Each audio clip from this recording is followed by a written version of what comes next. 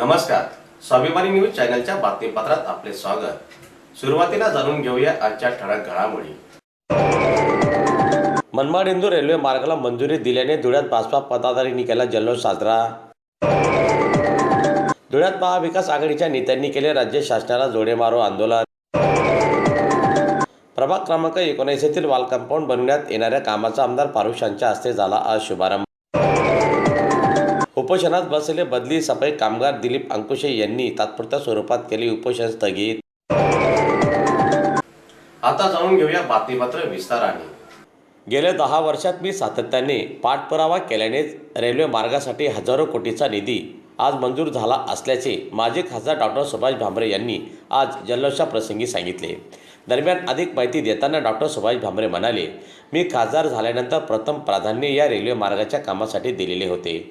त्यासाठी प्रधानमंत्रीपासून रेल्वे मंत्री सर्वांच्या भेटी घेऊन त्यांच्याकडे या मार्गासाठी मी पाठपुरावा केलेला होता।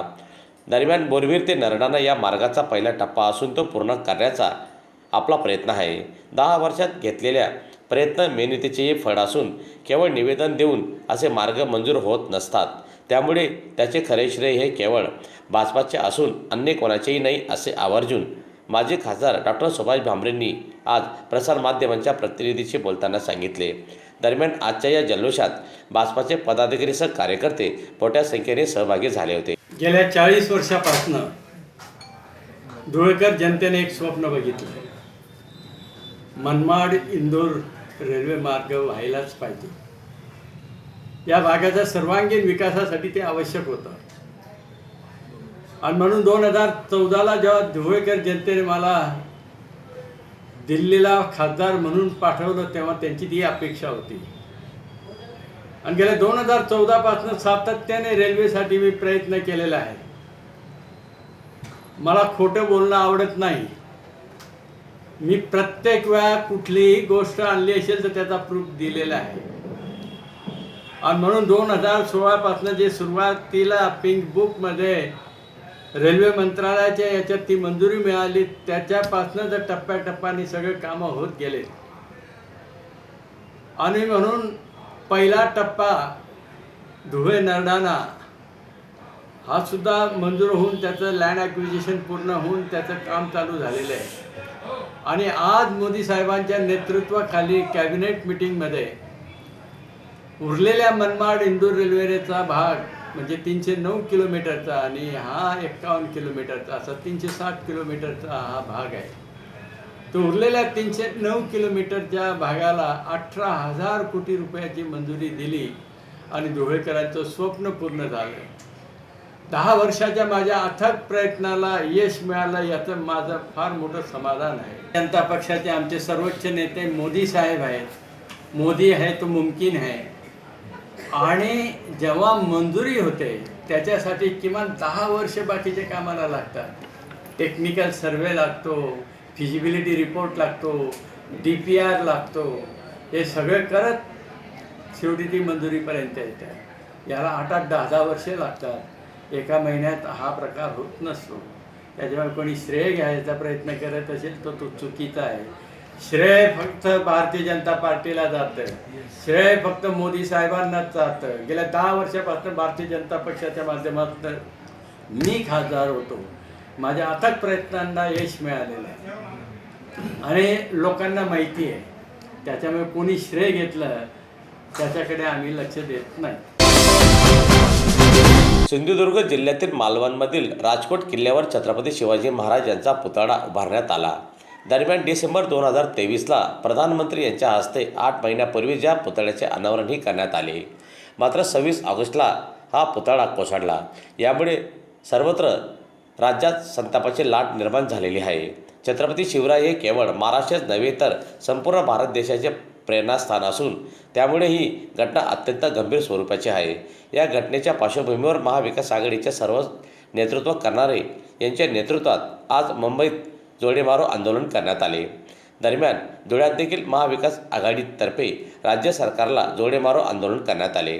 आजच्या या आंदोलनात महाविकास आघाडीचे पदाधिकारीसह कार्यकर्ते मोठ्या संख्येने सहभागी झाले होते। छत्रपती शिवरायांचा मालवण मधला पूर्णाकृती पुतळ्याचा पूर्ण कथा ही महाराष्ट्र नव्हे पूर्ण देश नव्हे जगासमोर आलेली आहे.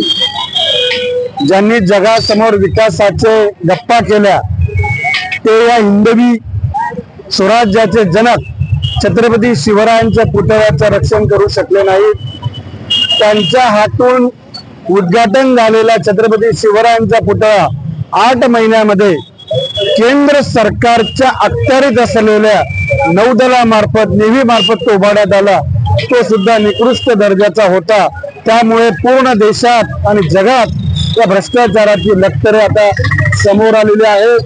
संपूर्ण महाराष्ट्र नव्हे देशामध्ये या संदर्भात अत्यंत तीव्र भावना जनमताच्या झालेल्या आहेत आणि म्हणून या घटनेचा निषेध करण्यासाठी, सरकारचा निषेध करण्यासाठी आम्ही या ठिकाणी महाविकास आघाडीच्या वतीने तिन्ही पक्षाचे सर्व प्रमुख या ठिकाणी उपस्थित आहेत.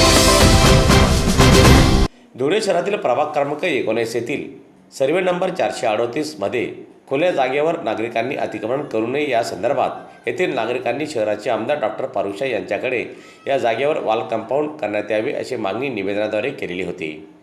दरम्यान निवेदनाची दखल घेत महानगरपालिकेच्या मूलभूत सोयी सुविधा विकास योजनेअंतर्गत आज प्रभाग क्रमांक 19 सर्वे नंबर 438 येथील खुल्या जागेवर वॉल कंपाऊंड करणे या 50 लाख रुपये खर्चाच्या कामाचा आमदार फारुकशाह यांच्या हस्ते शुभारंभ करण्यात आला. दरम्यान आजच्या या शुभारंभ प्रसंगी आमदार फारुकशाह प्रभाग क्रमांक 19 येथे अल्हेरा स्कूल परिसरात सर्वे नंबर 438 या खुले जागेचा वॉल कंपाऊंडचा शुभारंभ माझ्या हस्ते करण्यात आलेला आहे. त्या कामासाठी माझ्याकडे ह्या परिसरातील आमचे नगरसेवक आमिर पठाण तसेच अशफाक सर, गोपालभाई अन्सारी अनेक लोकांनी माझ्याकडे ह्या कामासाठी मागणी केलेली होती आणि त्या निमित्ताने मी नागरिकांची मूलभूत सोयी सुविधा या योजनेअंतर्गत 50 लाख रुपये मंजूर करून दिलेले होते आणि आज त्याच कामाचा शुभारंभ माझ्या हस्ते करण्यात आलेला आहे. आज यावेळी माझ्यासोबत आमची महिला जिल्हाध्यक्ष दीपा मॅडम, फुजेल आझमी साहेब, अनिल बाई शाह, या परिसरातील नागरिक, नगरसेवक आमिर पठाण आणि परिसरातील नागरिक मोठ्या संख्येने येथे उपस्थित आहेत. धुळे महानगरपालिकेत बदली सभेत कामगारास कायम सेवेत सामावून घेण्याचे आदेश उच्च न्यायालयाने दिलेले असताना देखील मनपा प्रशासनाकडून कामगारांना टाळाटाळ करण्यात येत असल्याने बदली सभेत कामगार दिलीप भास्कर अंकुशे यांनी मनपा प्रशासनाविरोधात धुळे शहरातील क्युमाइन क्लबसमोर बेमुदत उपोषण सुरू केलेले होते. दरम्यान उपोषणकर्त्याला जिल्ह्यातील अनेक राजकीय पक्षासह सामाजिक संघटनेने पाठिंबाही दिलेला होता. याबाबत मनपा प्रशासनाने उपोषणकर्ते अंकुशे यांना उपोषण मागे घेण्याबाबत प्रयत्न केले. मात्र उपोषणकर्त्यांनी मला लेखी पत्र मिळाल्याशिवाय उपोषण सोडणार नाही या भूमिकेवर ते ठाम होते. अनेक दिवसानंतर कामगार नेते सुरेश अण्णा लोंढे यांच्या माध्यमातून उपोषणकर्त्याची भेट घेण्यात आली. दरम्यान उपोषणकर्त्याला लेखी पत्र दिल्याने आज उपोषणकर्त्यांनी आपल्या उपोषण मागे घेतले. मी उपायुक्त धुळे मनपा शोभा भाविस्कर, दिलीप भास्कर अंकुश हे दिनांक 21 तारखेपासून उपोषणाला बसले होते. त्यांची अशी मागणी होती की ते बदली सफाई कामगार म्हणून आता काम करत आहे, त्यांना कायम सफाई कामगार या पदावर सेवेत सामावून घ्यावं असं त्यांची मागणी आहे.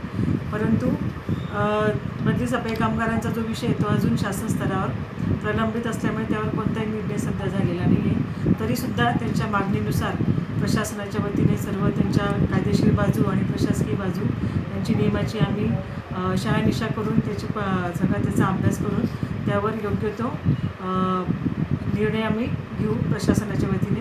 तरी तूर्त त्यांनी उपोषण मागे घ्यावं असं मी धुळे महापालिका माननीय आयुक्त अमिता दगडे पाटील मॅडम यांच्या वतीने उपायुक्त म्हणून मी त्यांना विनंती केली की आपण आपलं उपोषण आज मागे घ्यावं, प्रशासनास सहकार्य करावं आणि प्रशासन निश्चितच तुमचा विचार करून तुम्हाला योग्य तो न्याय देण्याचा प्रयत्न करेल. धन्यवाद.